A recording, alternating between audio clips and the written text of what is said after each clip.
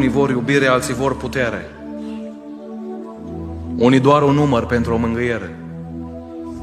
Unii casă mare și mașină nouă, alții doar o umbră unde să nu-i plouă. Unii să audă, alții să vorbească, unii doar o clipă cerul să privească. Unii o moșie mare și bogată, unii ar vrea o mamă, alții ar vrea un tată. Unii haine scumpe și pantofi mai mulți, alții vor picioare și ar umbla descolți. Unii vor un munte, alții vor o mare, unii doar să aibă cele necesare. Unii vor avere, faimă, bogății, alții sănătate pentru a lor copii.